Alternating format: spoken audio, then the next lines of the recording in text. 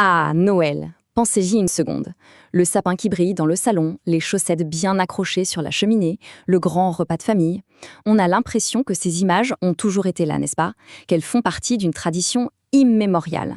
Et pourtant, ce Noël qu'on croit si ancien est en fait un fascinant mélange de rituels païens, oui, mais aussi de coutumes beaucoup plus récentes qu'on ne le pense. C'est vrai, on se pose rarement la question. C'est tellement ancré dans notre culture qu'on a l'impression que ça n'a jamais bougé. Mais la vérité, c'est que notre Noël, c'est un exemple parfait de ce qu'on appelle le syncrétisme. En gros, c'est une sorte de millefeuille d'idées et de symboles qui se sont superposés au fil des siècles. Et voilà, c'est ça, la révélation un peu folle de toute cette histoire. Le Noël qu'on fête aujourd'hui, avec son ambiance, ses symboles, son esprit, eh bien tout ça, c'est en grande partie une invention de l'époque victorienne, au XIXe siècle. Alors, je vous propose de plonger ensemble dans cette histoire pour voir comment notre fête préférée a été façonnée. Avant le XIXe siècle, il faut savoir que la fête était bien plus discrète. Alors pourquoi ce besoin de tout réinventer? Tout simplement parce que la société était en pleine ébullition.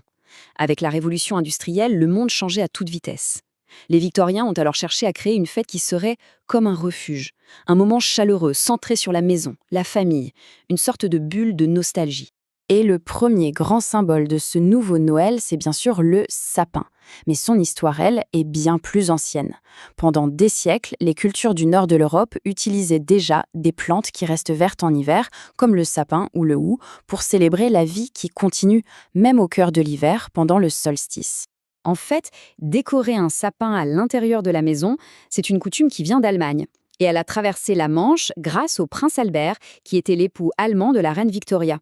Il voulait simplement recréer un petit bout de son enfance à lui. Et regardez bien cette image, car c'est là que tout bascule. On est en 1848. Cette gravure de la famille royale réunie autour de son sapin est publiée dans la presse. C'est, sans le vouloir, un coup de pub absolument génial. Pour la première fois, tout le monde voit à quoi ressemble la célébration familiale parfaite. Et devinez quoi? Tout le monde a voulu faire pareil. Une petite tradition locale est devenue, comme ça, un phénomène mondial. Allez, on passe maintenant à la deuxième grande star de Noël, dont la transformation est tout aussi incroyable. Le personnage qu'on connaît tous par cœur est en fait le résultat d'un très long voyage. Il est parti d'Europe pour être complètement réinventé de l'autre côté de l'Atlantique, en Amérique. À l'origine de tout, il y a Saint Nicolas, un évêque qui vivait en Turquie. Les colons hollandais l'ont emmené avec eux à la Nouvelle-Amsterdam, qui deviendra plus tard New York, sous le nom de Sinterklaas. Et c'est là, en 1823, qu'un poème intitulé A Visit from Saint Nicholas va absolument tout changer. Il n'est plus décrit comme un saint, mais comme ce fameux petit vieux conducteur un peu magique. Et le poème continue de dessiner son portrait. Fini l'évêque un peu austère, et bonjour le personnage de conte de fées, rondouillard et joufflu, un joyeux petit lutin. C'est vraiment la naissance d'une figure hyper bienveillante, dont le rôle n'est plus de juger les enfants, mais simplement d'apporter de la joie. Et cette description, elle est géniale. Elle finit de le rendre super attachant et chaleureux. Le poème lui donne un corps, une rondeur rassurante, créant cette image réconfortante qui va parler aux enfants du monde entier. Sinterklaas est officiellement devenu Santa Claus. En fait, ce qu'a fait ce poème, c'est qu'il a, en quelque sorte, retiré à Saint-Nicolas ses habits d'évêque pour en faire un héros de Noël laïque, universel. Ce n'est plus un saint européen, mais bien une icône américaine, prête à être exportée dans le monde entier. Bon, on a le sapin, on a le Père Noël. Mais il manque encore un ingrédient essentiel, l'émotion, le fameux esprit de Noël. Et ça, on le doit en très grande partie à un seul homme, l'écrivain Charles Dickens. En 1843, quand il publie Un chant de Noël, Dickens ne fait pas que raconter une belle histoire. Il écrit un véritable manifeste. À l'époque, l'Angleterre industrielle est dure, très inégalitaire. Et lui, il vient promouvoir un Noël basé sur la charité, le pardon, la chaleur du foyer.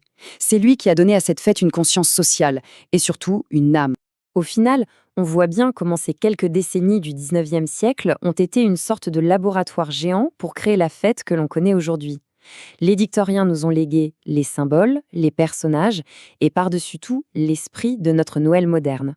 Donc, pour résumer, s'il y a quelques points à retenir, ce sont ceux-là. Primo, la tradition du sapin, qui vient des anciens rites païens, a été rendue mondiale par la famille royale britannique. Deuxièmement, le Père Noël est la version américaine et laïque du Saint-Nicolas européen. Et enfin, l'esprit de générosité et de famille a été magnifiquement mis en mots par Charles Dickens. Et tout ça, ça nous amène à une dernière petite réflexion. Si le Noël qu'on aime tant est en fait une invention qui a su évoluer avec son temps, Ça veut dire qu'il n'est pas figé. La tradition, c'est quelque chose de vivant. Alors, la question qu'on peut se poser, c'est à quoi ressemblera le Noël du futur? Et quelle nouvelle signification est-ce qu'on lui donnera?